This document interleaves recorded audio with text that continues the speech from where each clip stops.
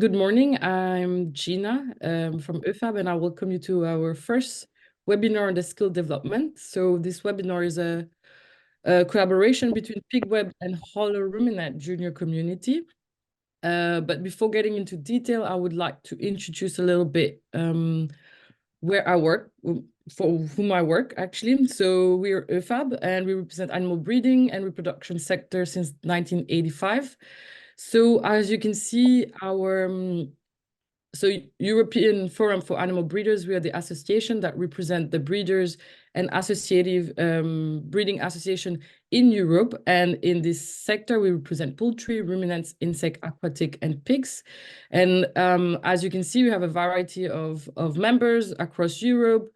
We do have new members outside Europe, but this is very new for now. Our main focus is the European continent. Yeah. We also are part of FabreTP, which is the technological platform of ÖFAB. And in FabreTP, we represent the Research Institute and academia. And it also includes the ÖFAB members. So what do we do? ÖFAB represents the interest of breeders in EU related to policy and legislation. And we support and promote sustainable and balanced breeding. And the aim is to engage and promote dialogue across animal breeding and farming. But we are also knowledge providers in EU project, which includes the two projects today, Pigweb and HoloRuminant. And with FabreTP, what we do is we develop research and innovation agendas and set priorities.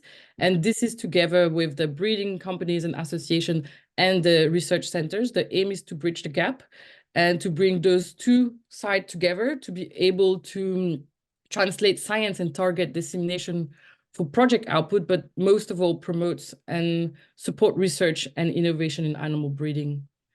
So this is in a nutshell what we do, what I explained before, and the different association partners we work with. So with Fabre, we work with the different ETPs, which include Animal Task Force, European Livestock Voices, Agri-Food Chain Correlation. But to engage with policymakers and stakeholders, we also have the RepVet, which is the reproduction association that we work with reproduction centers. And we also have the code FABAR, which is the code for good practices in animal breeding. And the aim is to engage breeders to show what they're doing and how breeding works, and that responsible and balanced breeding can be key to sustainable food production. And with that, I would like to invite Clémence from the junior community, who will introduce the Pigweb, and then afterwards introduce Kevin, who's our first speaker today. Thank you. So good morning, everyone. So I'm Clémence. I'm a PhD in Wageningen University in the Netherlands. And I'm part of the board member of the Pigweb junior community, together with Yasmin, Francis, and Ines, who might be also in the audience. And so this community is dedicated to early career scientists, to PhD, to postdoc, who are working in pig production.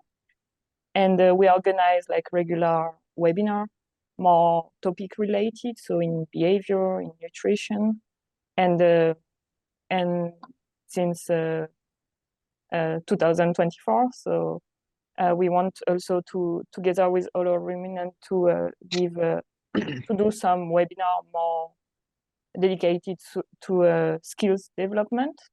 And today is the first one. So thank you, Kevin, for being willing to present. And the floor is yours. I think I will put in the chat the link for the Pigweb junior community if some of you would like to join. Yeah. Thank you. So Kevin, I give you the floor for your for being the first speakers. And your title today would be Leveraging Data Science Principle in Animal Science. Kevin is from the University of Aarhus. I hope I pronounce it well, from Denmark, and the floor is yours. Thank you very much for the introduction. Let me start by sharing my screen. Yeah, so thank you again for the introduction. Again, my name is Kevin Jerez-Bogota. I'm a PhD student at Aarhus University in Denmark, and both part of the food science department and the animal and veterinary science department here. And let me just start by explaining a little bit of the title because I can understand it might be a bit broad and might be difficult to to just by the title of the presentation today to infer what I'm going to be talking about, but and also to manage the a little bit expectations from the audience. So what I would like to do today is I'm not going to show you my own research or what I have done in the fields of either animal science or data science, but I rather like to show you is how I see as a trained animal science and also data scientist to how I see the principles from both science um, can be used from one to each other. That doesn't necessarily mean that you are doing advanced data science in some animal on some of your research in animal science, but what I mean is like how can we look at both of the disciplines and in order to improve what we do in our own fields. And that a little bit to link a little bit to the skill development, or which is like the intention of the seminar today.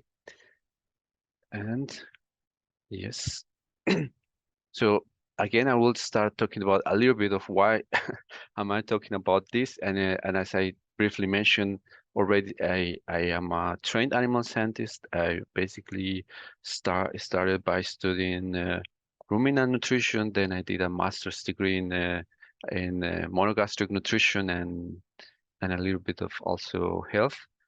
And at the same time, while I was doing my master's degree in animal science, I decided to start another parallel program in data science, which was offered in the same university, which I was at the same time.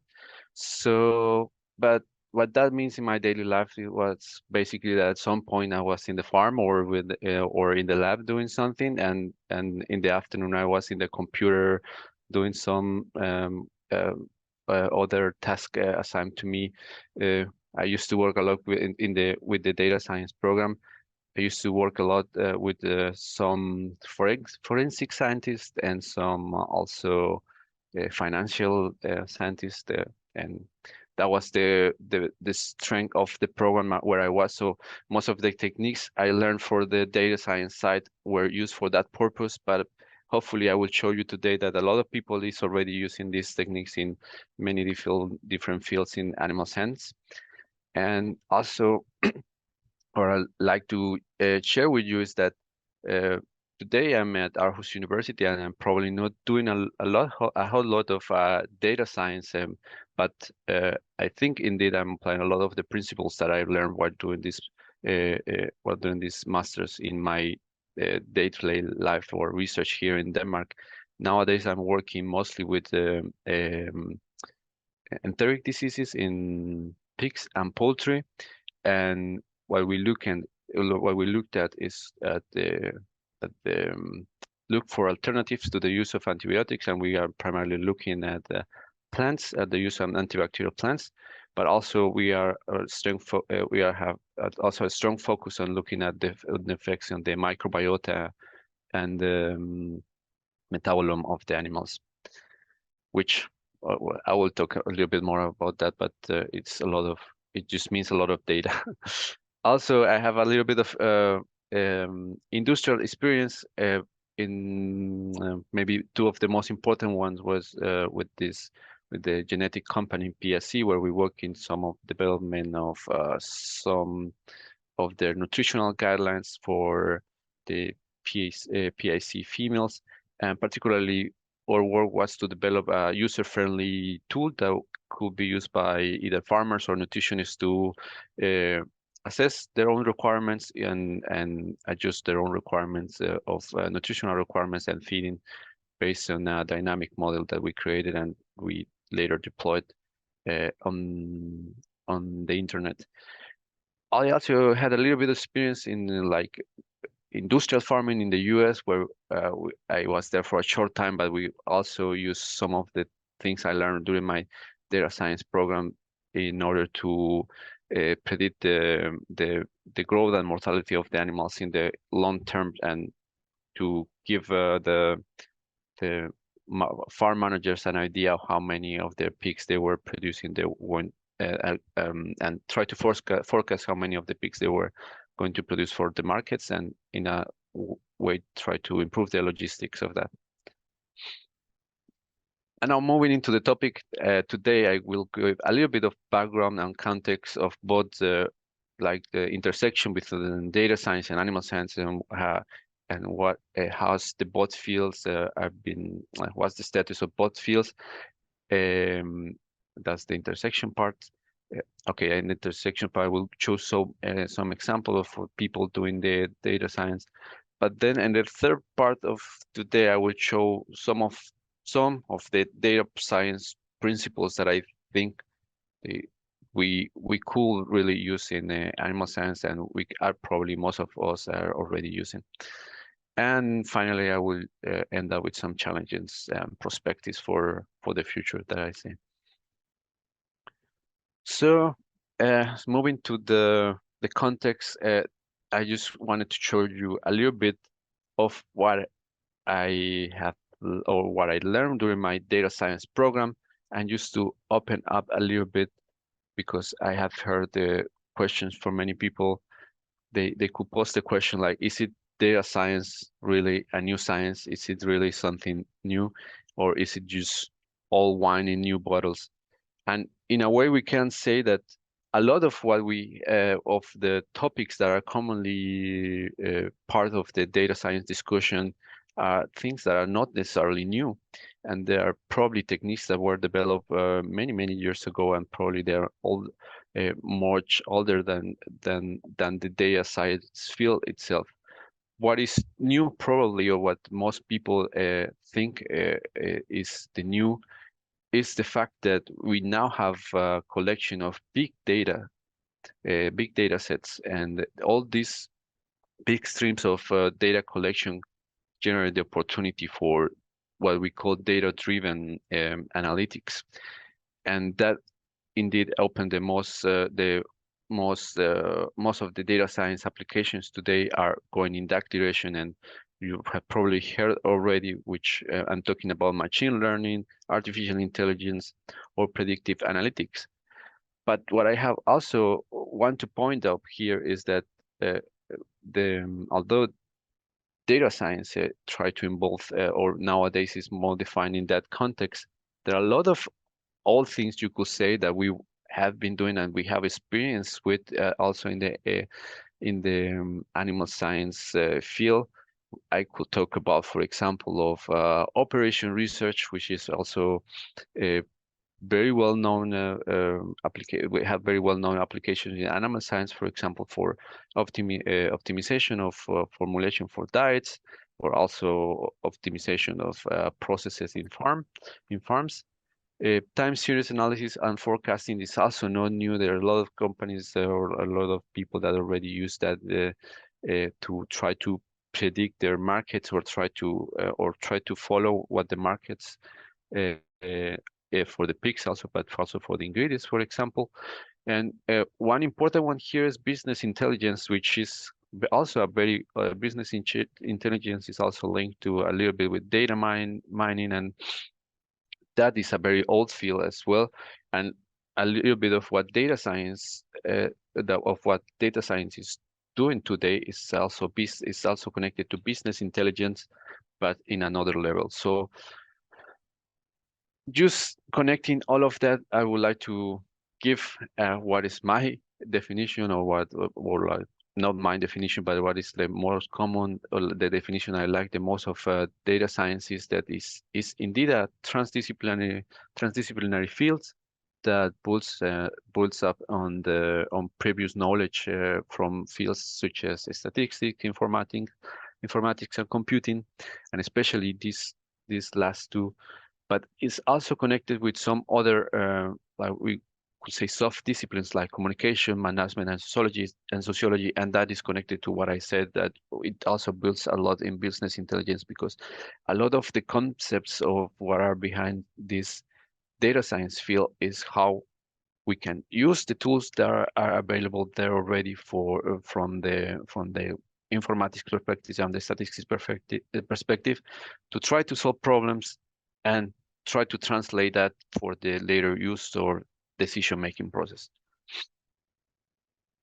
Also, there's this false dichotomy that we could always think: is data science the same as statistics or applied statistics? And in a sort of way, I say this is a false dichotomy, because it's like rather asking if a car is an alternative to its engine, because there's no car without the engine, and probably the engine of data science is indeed statistics.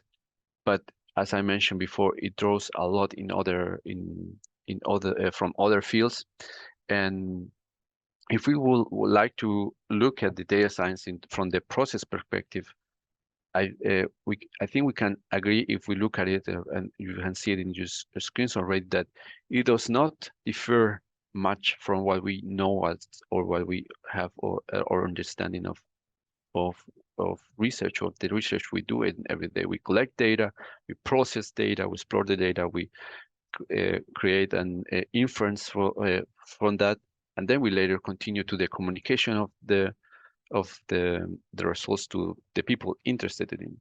So I think if we look at the data science from the process perspective, it is very much very similar to what we do in other fields, like for example in the fields of animal sciences. Now, moving on to how both disciplines are interconnected, or have been interconnected in the past years, at this small search in the Web of Science, and we can really see that I used the words neural networks and machine learning as a proxy to data science, because a lot of these things that have been done nowadays, we use a lot the word in machine learning, but back in the day, a lot of the neural networks, which are the same neural networks we are using today for machine learning, they were already using in the field of animal science. So if we really go back 20 years ago, we can already see some examples in the research, but we can observe this exponential growth in the last 5 or 6 years connected to the use and application of this machine learning of neural or like data science connected tools. And you can see that I use animal science also as a proxy connected to some of the names of the major species we do research in. And from here you can ask, okay, is this happening in all animal science or all the discipline, or is it only connected to data science? If I split the research only to what is happening in the data science world without omitting the animal science, we can observe that there's indeed a very similar exponential growth to what I observe when I do the search together.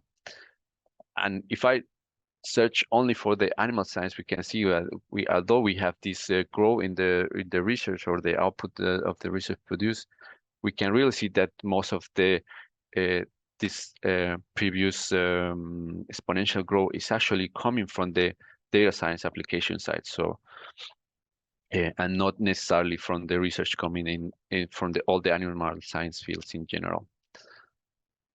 If we go, this is a bibliometric analysis over that over the previous search that I show you, and if we want to see what is it people doing with either machine learning or neural networks applications in animal science, we can see that we can observe more or less 3 clusters.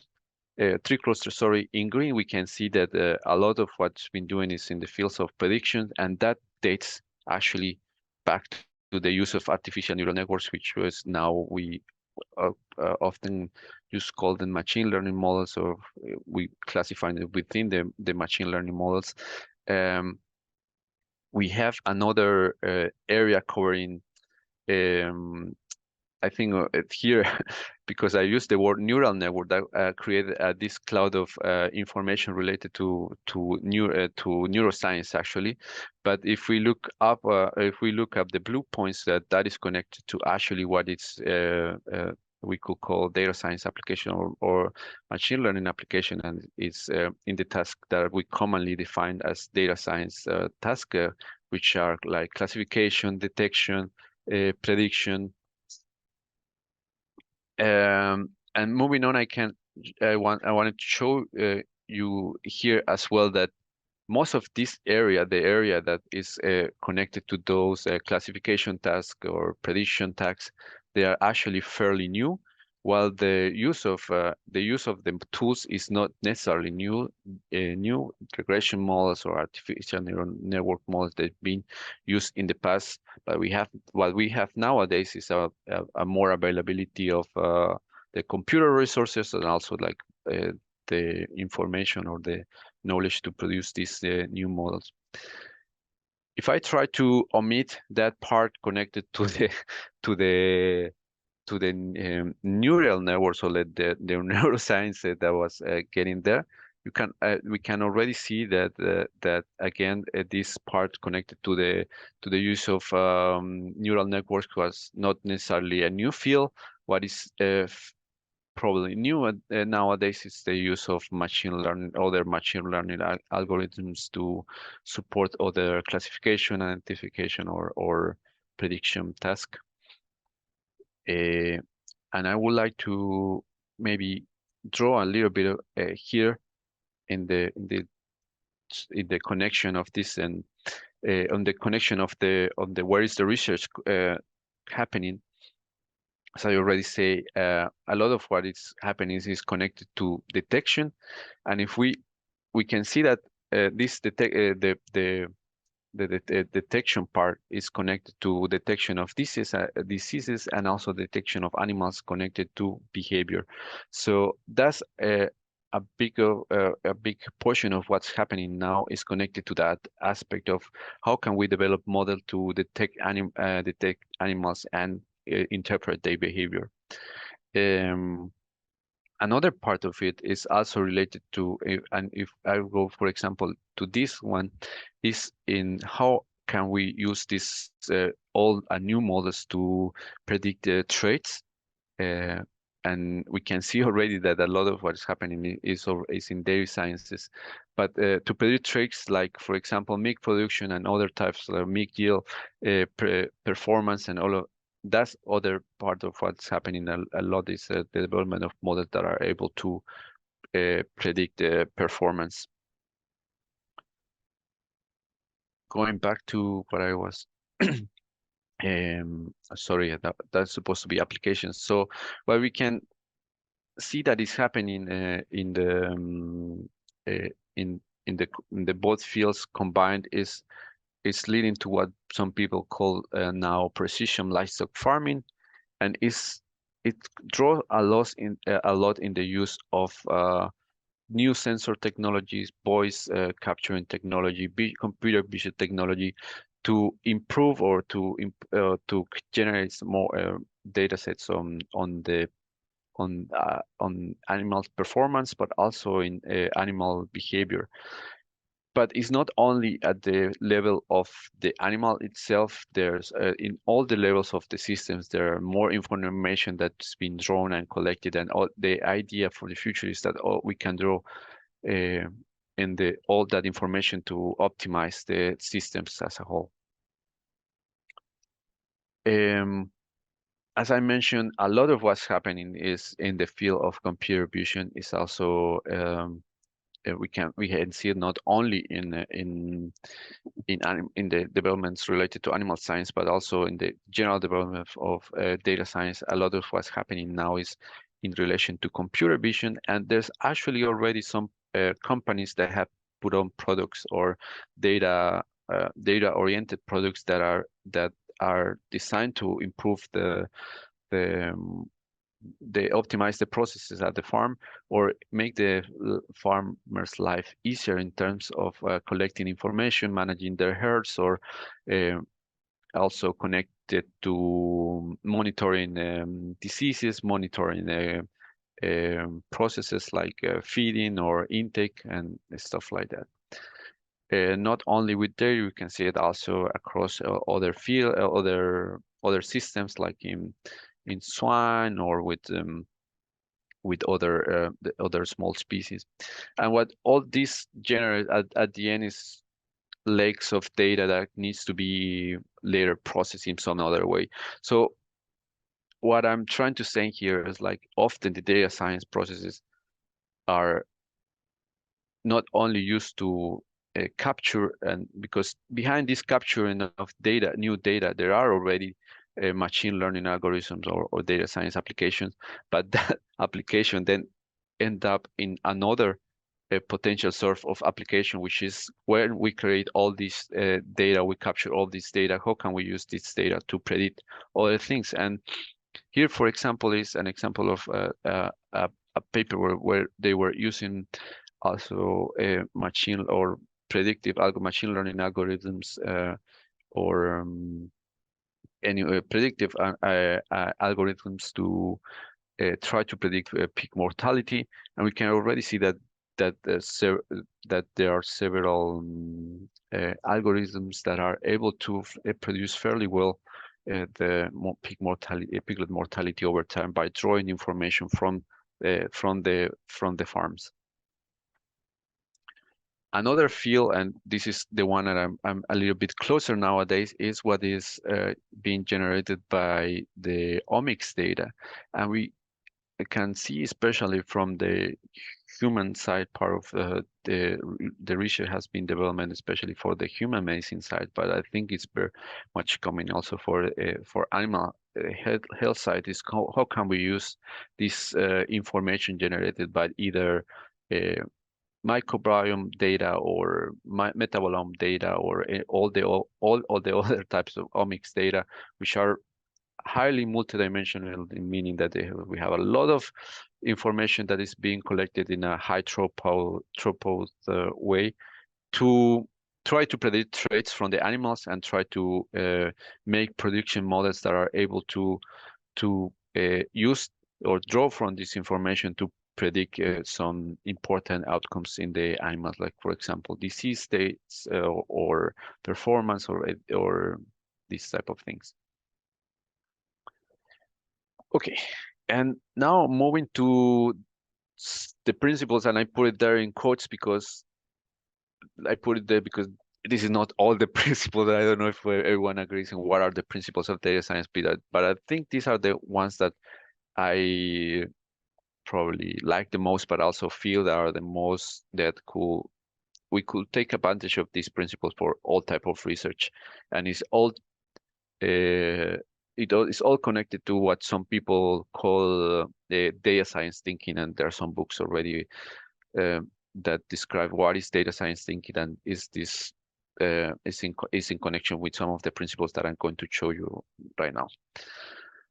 First one, and I think this is, I apologize, this is not news for people, but for some of you, but one of the key aspects of when you are doing data science, like in the day of day, is it draws a lot on data visualization, and this is because we know that the impact of the visuals we have can have an important we can help recognizing patterns that we could not see otherwise. So that's something I really applied a lot, and in the data, when we are doing data science, we use it. The data visualization is important not only for the part of presenting your data, but also when you are exploring your data, and that's what we call exploratory data analysis. And I know this is a bit controversial, because a lot of people say, like, when we are doing research, we should not be doing exploratory data analysis, because research needs to be hypothesis driven, but in the data science field,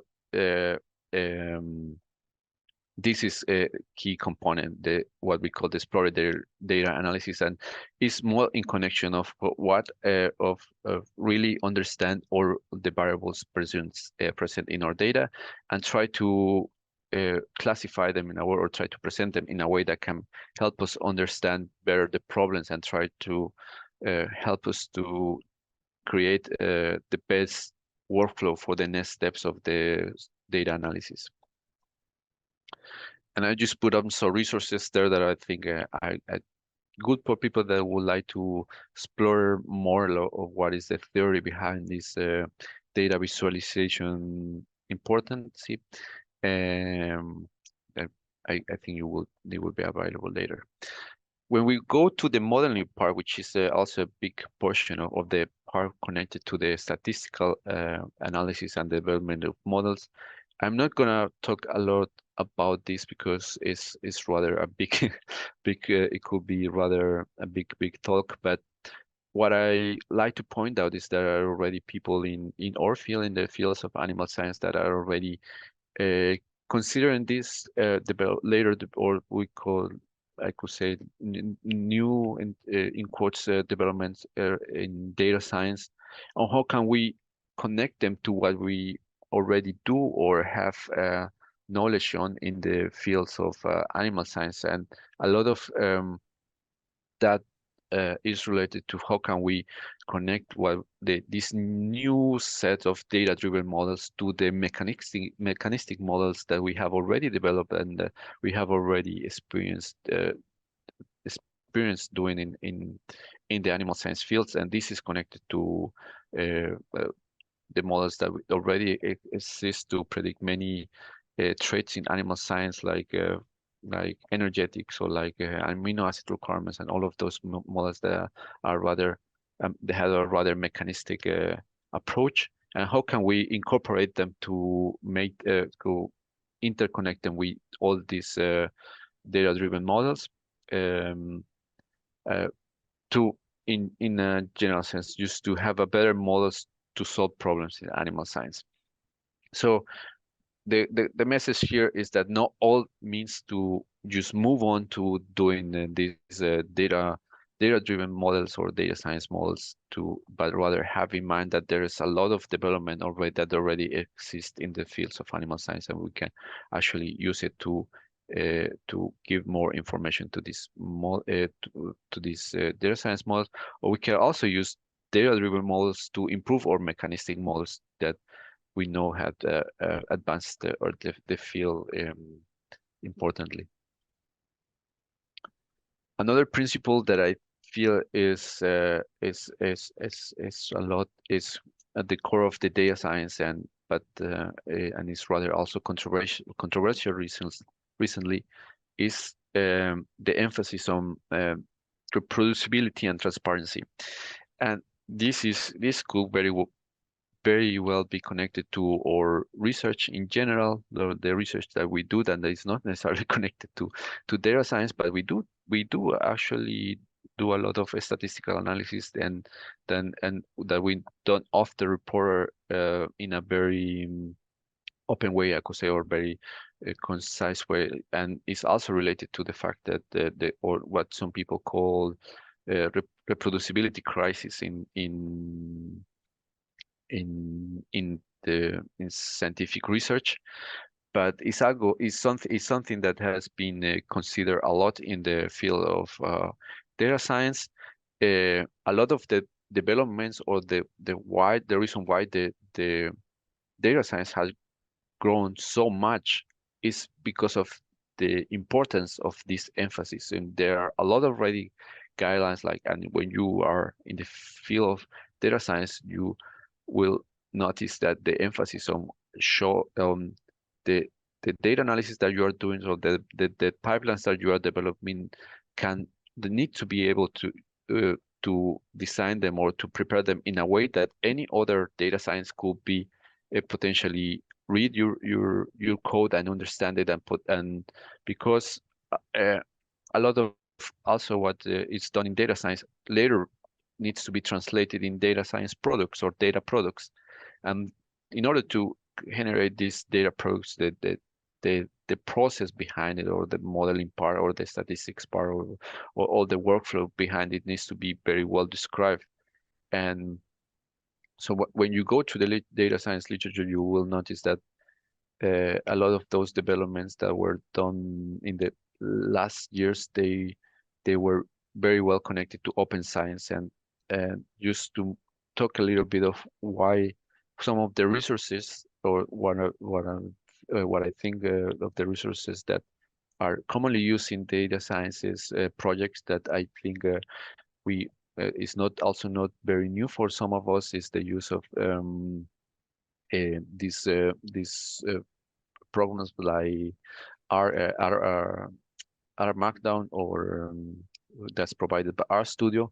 But this new one that is a new version of R Markdown, that is this platform provided by RStudio called Quarto, I think is one of the latest efforts for provide a more user-friendly way to improve, to make easier our life when we are developing this or data analysis. And so this is one of the resources that I use nowadays connected to my research, but it's also very there are and then another ones that are already there, like for example LaTeX or any others.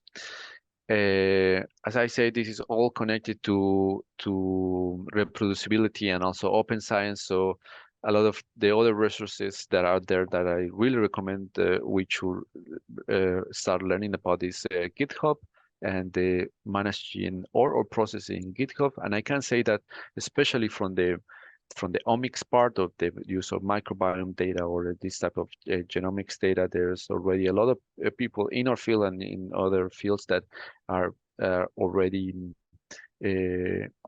having this as a must, the use of GitHub repositories, or that can give other people an insight of how we develop our research or analysis.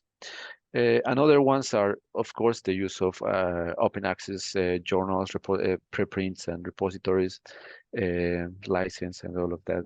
That's also connected to open science. And to finish, some of the challenges and future directions that I see, how I think I wanted to show you this graph of what's called the Gartner Hype Cycle of related to technological development. And just when talking about data science and how is it connected to animal science, I think as a new technological, we can go as a technological development, we are probably already passing this peak of inflated expectations when we started to look at this. We started to see a lot of these applications coming of the machine learning of the data science fields. We saw a lot of fuzz and a lot of talking, and I think we are past that point already in the development of the technology, and we are starting to draw in that part of what we call the slope of alignment. I think we have passed, probably, at least in my point of view, that through the disillusion related to when we start talking about some new technology, and then we see that it really has not many applications. But what I have seen, at least for the output of the research, I think we are past that, and we are already starting to incorporate this into all of our experiments or the experiments that are parts of our common research that we do in animal science. And so I'm really excited of what is coming and how we will be continuing using this new source of data to improve our models. Some other thing, some important things is how we how we can trust this data collection and how we improve data quality. When you are in the field of data science, you know that a lot, like a very big portion of what you spend your time in is actually cleaning your data sets and have. So I think this is actually very important to what in connection to the new applications of the new developments when we start to incorporate them in the animal science research, and is start to generate in these the quality points or quality checkpoints in order to make our life easier afterwards. But it is indeed something which will be considered this from the beginning of the development process. Some ethical considerations in relations to what I mentioned, not only data reproducibility but also some other considerations on data use, how we are capturing data and all of that. An important chunk is data literacy, and I think this is also in connection to how we envision the future, in the future the animal science community. And I think, in a sense, as we expect more people to be literate, or we expect that in the field where people will start to be more literate in the use of data and the analysis of data, but that's not a given. So I think an important part of this is in connection to how can we make sure that in our programs, like in our early on in our undergraduate studies, we start incorporating these data science aspects of how to manage data, how to interpret data, how to use it in a very technical way. And some future prospect, I think I have already mentioned a lot of what is done is in connection with this precision farming, but really there is a lot. I put a lot of a lot of the developments that I think are coming there. I'm not going to go through all of them. We can probably talk about it in the discussion. And that's all what I wanted to show you today. I hope you enjoyed it, and now I will take questions. Thank you very much, Kevin. It was a really nice presentation. Is there any questions from the participants?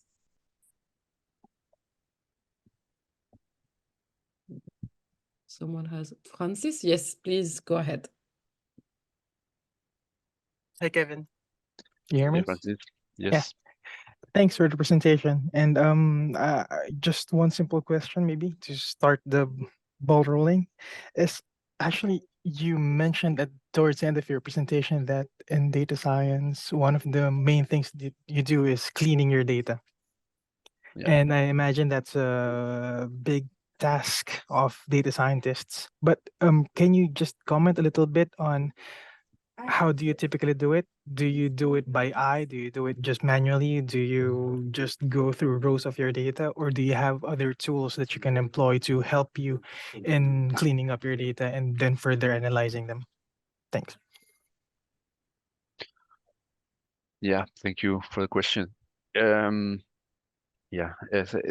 typically depends on the size of your data. How will you go about it?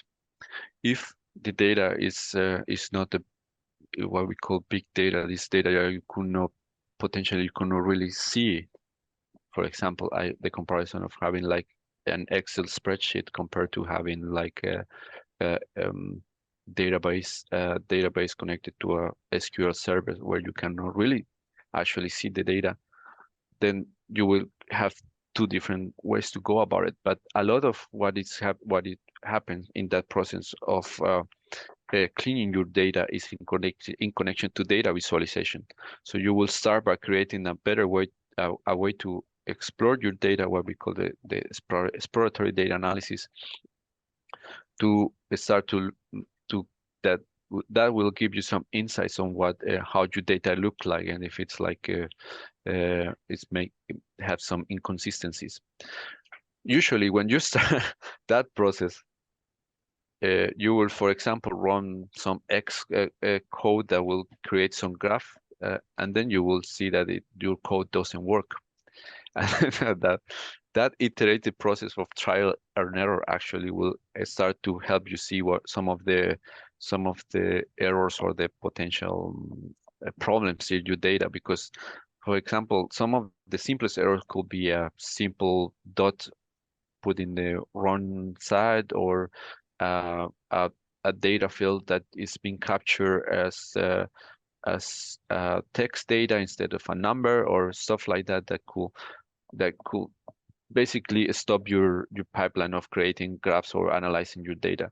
So in the practice, it's all related to that. You will start by looking at how your data look like in terms of visualization, and then while you start having problems in doing stuff with your data, you will start noticing other problems with it. But yeah, I would say a lot of it's in connection to these first steps. Usually this what we call exploratory data analysis is all connected to that. Is where we start looking at the data visualization, but also some common measurements like statistical measurements, like looking at your means or your quartiles and all of that. Yeah. Thank you. Appreciate it. Yeah. Any other question? Yasmin, please go ahead. Hi, can you hear me? Yes. Okay, right. Kevin, thank you for your lovely presentation. So my question is with regards to artificial intelligence. Do you find the incredible exponential use of AI in this age now, the ability of AI to realistically create or uncreate information, a threat to the components of data science or data manipulation in any way at all? Yes, definitely. It's some of the very some of the it's both exciting and not exciting at the same time, because a lot of times, for example, when you are preparing an experiment, or like when you are when you are starting a new research area, or like when you are proposing something, a lot of times you would like to start by having some previous information that you could draw from the literature, but I could tell you that it's very useful if you could have a data set already that resembles what you would expect, and I think that nowadays with these generative programs, that is already there, and I think it all draws to the ethical consideration of how we use these tools, and I think there's a lot of discussion there. It is indeed a threat in this generation of new data by artificial intelligence. I think the best way to go about it is to be open and to talk about it in our normal conversations. And I'm never a fan of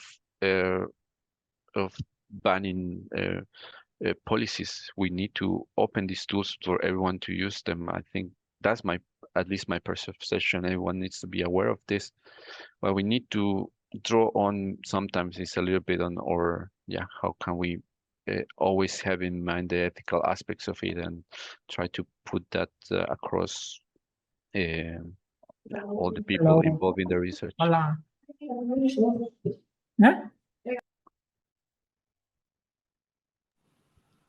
Thank you, Yasmin. Thank you, Kevin. We have a question. Do you have another addition to that, Yasmin?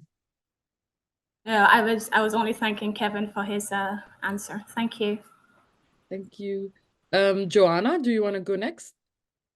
Hi, thank you. Thanks, Kevin, for your presentation. It was quite good. My name is Joanna. I'm from SRUC in Scotland. I work with microbiome. And I was hearing you talking about these super powerful algorithms, which I know of their existence, and I've tried to use them many times in microbiome. but I've realized that they are many times overfitting. Do you have any comments on that? Because I do see them as very useful when you have these sensors that are sort of cheaply gathering loads of data in a very short amount of time. But when it comes to microbiome, as you know, this is super expensive. And so we don't really have the numbers of animals. So yeah, do you have any comments about this overfitting and how can we deal with this when using these very powerful algorithms?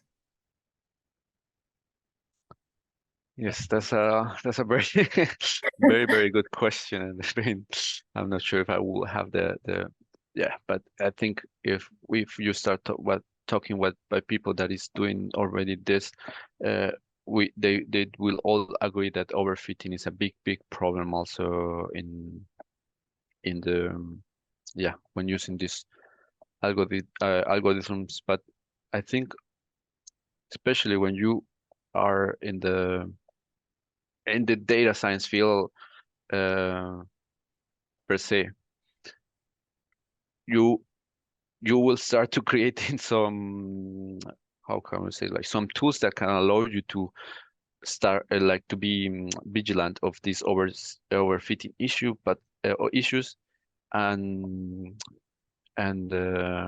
basically in any data science project, when you start developing, you will start by not looking. You will always, for example, suspect of these models that perform super well, and you will probably start to favor other models that don't perform super well in your first measurements, but maybe they do a better job when you apply them later in your pipeline with new training sets and new sets and all of that, not new trainings and new sets and all of that. But anyways, I know it's a big problem. I don't have a solution for it, but what I can say is like it's something that when you are in the field, you are aware of it, and then you will have a lot of a lot of measurements that will give you some, like, it's just related to how you create your models and how you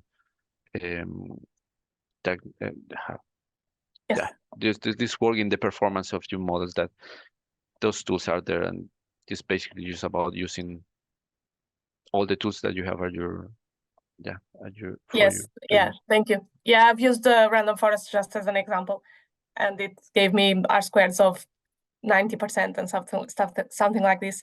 And then when you do some sort of cross validation, they come down to 2%, 3%, which is quite scary. So I went back to using let's say more basic statistics because of that. But that's great. That's something that we often see this. What I was talking about, that we use this dichotomy of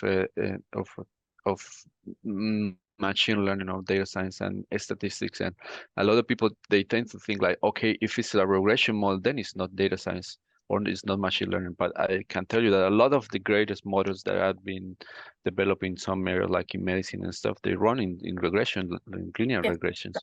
So it's not always the best or most fancy name that will give you the best, but it's good to have them there and to use them. Yeah, you always want to try them, but it's true. Okay, thank you so much. Yeah, sure.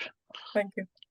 Thank you. I'll maybe have a last question before we close. Kevin, you said that you have been working both, you were with PSC, and then afterwards you were doing research. So you were both in the sector and the research academia part. So what do you think are the future application of data science that are being more promising in advanced animal science, and that can be easily kind of implemented in the breeding sector industry itself? Wow, that's a very big question. I think if I try to divide it, I think what I try to point across is like these developments in data science or in what we artificial intelligence and all of those fields, they are being already incorporated, or they had been slowly being incorporated in many stages of the not only the animal science per se as a field of like a production field, but also as a research field. So big portion of that is all in relation to how we capture data, and that's all these developments on computer vision of all other detection methods that I think that will change the way or that is starting to change the way we look at our experiments. So we will not only have the classic measurements that we always have, like weighing the animals and taking blood samples and so forth, but we will start looking a lot and I think I'm pretty sure that if I do a small research, I will start to see that there's a lot of people already doing that, like capturing these behaviors. Recently, I heard a very interesting study that this when they tried to compare this small what was most effective to predict or what was to predict heat stress, and one of the results that they were showing is that actually the behavior of the animal was a very good predictor. So it was a better predictor of this heat or that this heat stress problem compared to, for example, other more intervention measurements that it will be likely the way we will go about it, taking blood samples and stuff like that. So incorporating these non-common ways to have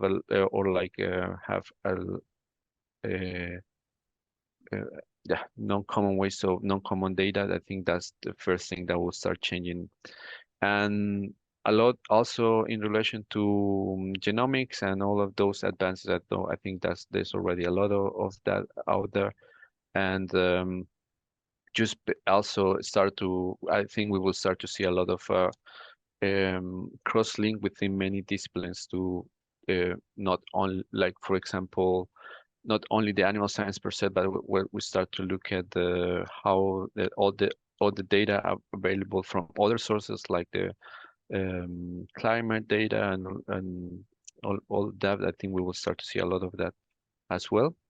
But basically, I think in all the fields, this is something that a lot of people are starting to incorporate as an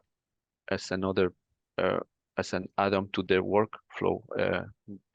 How can we use all the tools or the research we use to start to create predictive applications for the later uses, for the later users or stakeholders. Yeah. Thank you, Kevin. I think you answered clearly the question. We're coming to an end. I would like to thank everyone for their participation. Kevin, we have the junior community probably mainly with us.